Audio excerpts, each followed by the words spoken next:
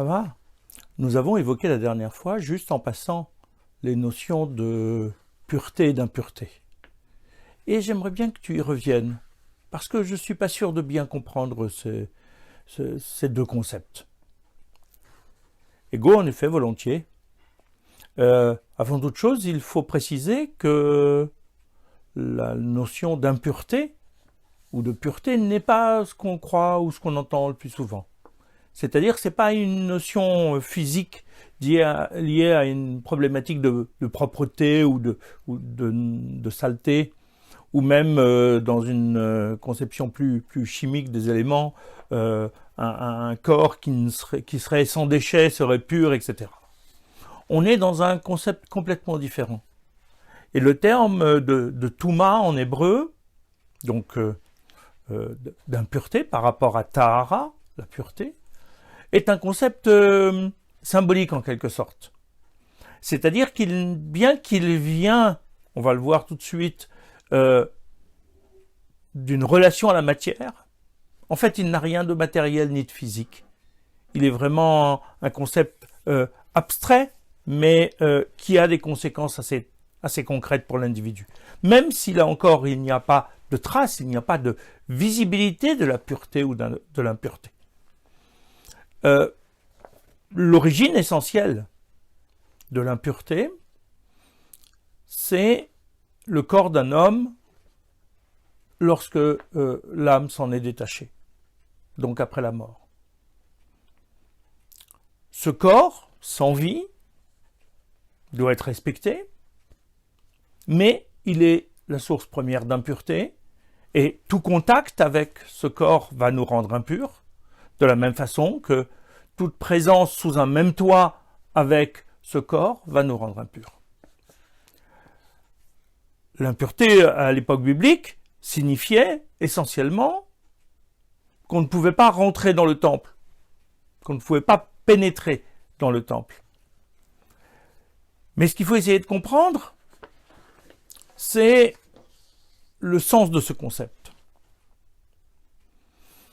Le corps matériel est destiné à être en relation étroite avec l'âme spirituelle. Lorsque les deux se séparent,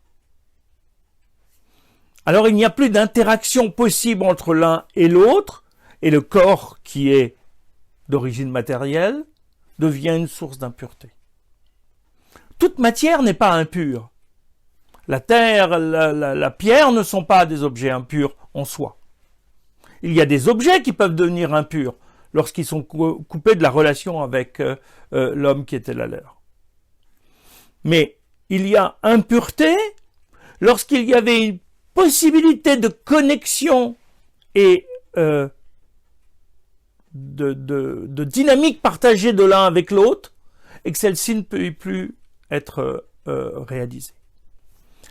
C'est-à-dire que l'homme, dans son corps, a une potentialité à la spiritualité. Mais cette potentialité à la spiritualité ne peut être activée que par la présence de l'âme. L'âme sans le corps ne peut rien. Elle ne peut pas se développer, elle ne peut pas agir. Le corps sans l'âme ne peut rien non plus. Il n'est que de la matière inerte. Ensemble, le matériel peut être spiritualisé, c'est-à-dire consacré à une vocation spirituelle qui l'élève au-dessus de sa nature première. S'il n'y a pas cette potentialité, comme on l'évoquait pour la pierre, par exemple, il n'y a pas d'impureté puisqu'il n'y a pas de séparation. Des objets qui appartiennent à l'homme, eux, peuvent devenir impurs parce qu'ils pouvaient être l'objet d'une mitzvah, l'objet d'un commandement, ils pouvaient être consacrés à une occupation et à une activité liée à la divinité. Il y a donc là quelque chose de très précis où il y a deux symboliques qui sont en face à face, qui ne peuvent pas se mélanger. Lorsqu'on est de l'impureté, on ne peut pas être dans l'impureté, et vice-versa. Le temple, par excellence, c'est la source de la spiritualité et donc de la pureté. C'est la source de la vie physique, vie spirituelle. Et pourtant, on y côtoie la mort. La mort des animaux qu'on vient consacrer à Akadosh Baruch Hu. Mais justement, c'est une matière qui, même lorsqu'elle est séparée de sa potentialité, devient un objet de consécration et de rapprochement vis-à-vis d'Akadosh Baruch Hu. Le temple est le lieu générateur de cette spiritualité. Le lieu où toute action matérielle est consacrée à Kadosh Baruch Hu et permet de nous approcher de lui. De ce fait, même lorsqu'il s'agit d'un animal qu'on sacrifie et qu'on offre sur l'autel, on est dans une démarche de consécration. Donc cette mort-là de l'animal ne rend pas impur, alors que le cadavre d'un animal de mort naturelle ou de maladie ou d'agression ou autre pourrait rendre impur. L'animal à qui on a fait la shrita pour le consommer ne rend pas impur. Parce que justement, d'emblée, cette matière reste consacrée à Kadosh Baruch Hu. Mais toute matière qui aurait en elle, à un moment donné, la potentialité d'être consacrée à Kadosh Baruch Hu, et qui la perd parce que il n'y a plus d'énergie de vie, alors elle est susceptible de devenir impure. Si elle la garde, parce que même mort l'animal peut être consacré à Kadosh Baruch Hu, alors il n'y a pas de production d'impureté. Il y a là quelque chose de l'ordre de la séparation. Dans le temple, lieu de vie par excellence, il ne peut pas y avoir de mort matérialiste qui nous entraîne, qui nous éloigne d'Akadosh Baruch Hu. Mais lorsqu'on est en relation avec la mort, on ne peut pas être en relation au même moment avec la vie. C'est pour ça que lorsque l'on a un décès, et c'est une grande mitzvah, c'est une grande valeur de s'occuper du corps des personnes décédées, on va être momentanément, parce qu'impur, coupé de la vie spirituelle. Le premier stade après la disparition d'un proche, c'est ce qu'on appelle le stade de Onen. L'homme, l'individu, est dispensé de tous les commandements positifs. Bien sûr, il ne doit pas transgresser les interdictions, mais il est dispensé de tous les commandements positifs, parce qu'il doit s'occuper, nuit et jour, à chaque instant, de la bienséance vis-à-vis de la personne disparue. Il doit s'occuper de l'enterrement et de tout ce qui entraîne. Il est focalisé par la mort, sans être lui-même dans cette situation, mais tout son être est focalisé et consacré. Et lorsqu'on est tourné vers la préoccupation des derniers devoirs, alors on ne peut pas s'occuper d'autre chose. Après l'enterrement, le besoin est différent, mais l'homme est encore dans une symbolique de mort. Il pleure l'absence de son parent. Il pleure justement la séparation entre l'âme et le corps de la personne disparue. C'est-à-dire le fait qu'il soit devenu à un moment donné, qu'il ait perdu à ce moment-là sa potentialité à la consécration à Kadosh Baruch Hu. Il est dans la tristesse, il est dans l'absence. Au moment où le poids de la mort est tellement important, alors il reste isolé, il ne va pas au temple, il reste dans une situation d'impureté, et il ne va pas pouvoir à ce moment-là se consacrer à la spiritualité, à Kadosh Baruch Hu. Bien sûr, il recommence les mitzvot de manière discrète, parce qu'il est isolé chez lui. Il n'est pas dans la fête, il est dans la tristesse, et au moment où il est dans la tristesse, il n'est pas en mesure de se connecter comme il faut avec Akadosh Baruch Hu. C'est après les 7 jours que progressivement l'individu réapprend à vivre en quelque sorte. C'est-à-dire qu'il n'oublie pas, mais il passe d'une dynamique à une autre. Une dynamique qui nous entraîne vers la mort, vers l'inaction, vers la séparation d'avec les autres et avec Dieu. Et progressivement, on va essayer de réenclencher une dynamique qui nous rapproche d'Akadosh Baruch Hu.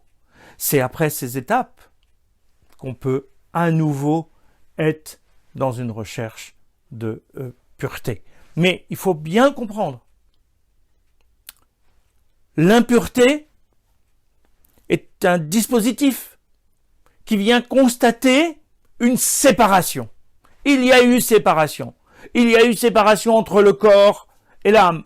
Il y a eu séparation entre la symbolique de vie et la symbolique de mort, entre la production de vie et l'impossibilité de produire de la vie. Et c'est cette séparation, parce qu'elle ne nous permet pas d'être entiers, corps et âme, unis pour pouvoir nous consacrer à Kadosh Baruch Hu, qui va momentanément nous éloigner d'Akadosh Baruch Hu. Mais Neshama, quelles sont les procédures pour sortir de cette impureté? Si impureté il y a parce que on n'a pas pu faire autrement, on n'a pas forcément choisi, mais on n'a pas pu faire autrement, quels sont les moyens de se reconnecter avec Akadosh Baruch Hu, de retrouver un statut de pureté et pouvoir qui nous permettent de nous remettre dans une dynamique de vie? Ego, ces étapes sont au nombre de 3. Première étape, nous l'avons vu, on l'a évoqué, c'est la notion du temps. Le temps permet progressivement de se détacher de l'emprise de la mort sur nous pour pouvoir nous remettre dans une dynamique de vie. C'est le temps, parfois une journée, parfois 7 jours, selon les degrés d'impureté, etc.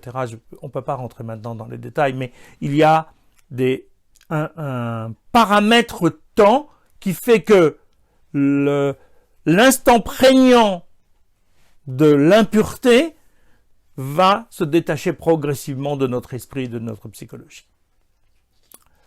Le deuxième paramètre, tu le connais, Ego, c'est celui de l'eau. Plus particulièrement, le fait de se tremper dans un mikvé, c'est l'exemple par excellence. Bien sûr, il y a aussi l'impureté par rapport aux mains lorsqu'on fait Netilat Yadayim, mais de manière globale, pour une impureté vis-à-vis d'un mort, il y a là une nécessité de se tremper dans un mikvé. Mais attention, comme l'enseigne Rabbi Yochanan ben Zakkai dans la Pesikta de Rav Kahana, ce n'est pas l'eau qui purifie, c'est le commandement d'Akadosh Baruch Hu qui nous a demandé d'utiliser de l'eau pour nous purifier, qui nous purifie. C'est-à-dire, c'est la valeur symbolique que nous donnons à ce mikvé qui va nous permettre de nous purifier, c'est-à-dire de nous reconnecter avec Akadosh Baruch Hu. Parce que ce mikvé, il a une double symbolique de base. Tout d'abord, ça rappelle l'eau de la création, du début de l'existence où l'eau recouvrait l'ensemble de la surface du globe terrestre. C'est d'une certaine façon se replonger dans cette eau originelle qui nous a permis d'exister en tant qu'être, mais qui nous permet aussi de redémarrer, de recommencer quelque chose, de nous reconnecter avec la vie, et c'est une eau vive, c'est-à-dire une eau de pluie ou une eau de rivière. Le deuxième concept, tu le sais habituellement, l'eau est comparée à la Torah.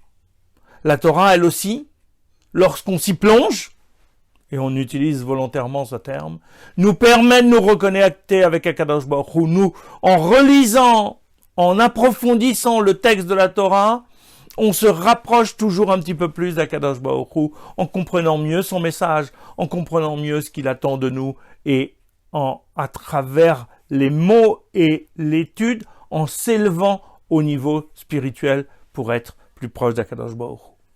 Donc, l'eau va nous permettre de nous purifier.